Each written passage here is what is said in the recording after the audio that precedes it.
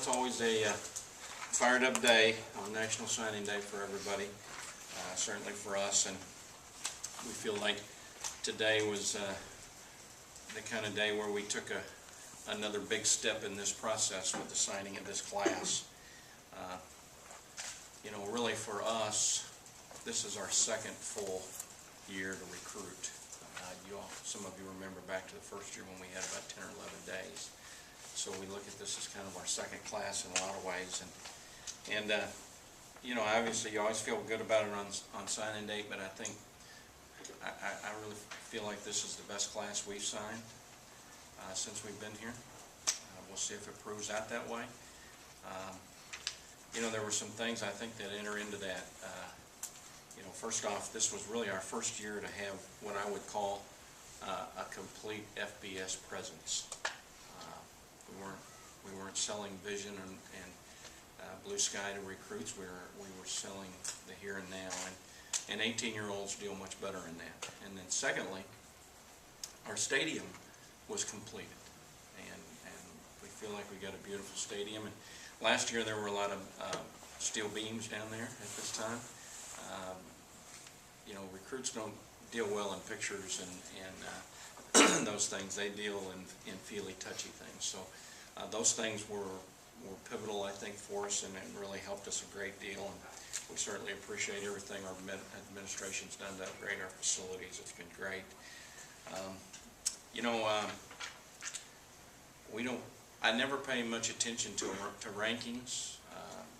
In fact, I really pay really almost zero attention to them unless people tell me about them, and people have been telling me about them the last 48 hours or so, and so I guess some of them like our class. It got ranked reasonably high, so that's a nice perk. But you know, I've read a lot of class rankings that in 4 years they don't turn out like they are too. So you know, we've just done the first half of the job. We've recruited them. Now we got to develop them. We've got to make them into good players and into our system. But we like the ones that we were able to sign. I think some things that helped us also was the stability of our coaching staff.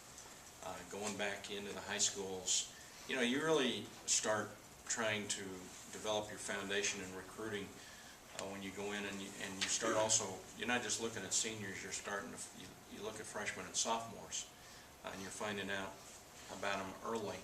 And for our guys, the connections with the high school coaches, and then the fact of going into the school representing Texas State again, knowing those coaches and watching young players grow up and creating relationships over a period of time really helps. And I think that stability helped us a good bit. And then we had to recruit against we recruited against good programs, and we lost a commitment or two to some really good schools, to some Oregon States and Oklahoma States and things like that. That's pretty common in this process. You're going to have some flips. You know, what that told me is that we were recruiting good players. If those people came in and tried to flip them on us, and you know, we fortunately didn't have too many of those, and we had a lot of them that maintained and stayed the course, and that was really good from that standpoint. And I thought our coaching staff did a great job of creating great, firm relationships with our recruits that held up over the test of time. And you know, to put together a class, I have to say this: it takes the entire village now. You know, our administration was great. They did some things to streamline the recruiting process to get visits approved and things like that, transcripts, which really helped. Because in recruiting, you live in the now. You don't live in next week. You live in now sometimes. And they have made the process much simpler and easier and faster for us, which helps. Our campus community was great. I mean, I have to mention Dr. Gowns. He's practically there every Saturday for us, or anytime we have a pivotal recruit. Dr. Gowns, who's our faculty rep, comes in and is more than anxious to talk to him, and he does a wonderful job. Lori Heinzen, our academic counselor. So many people in this campus are so great to step up and help us in this process, and that's really so pivotal to make this go. As far as the class is concerned, we felt like it fit together pretty good from what we were looking for, what we hoped to find.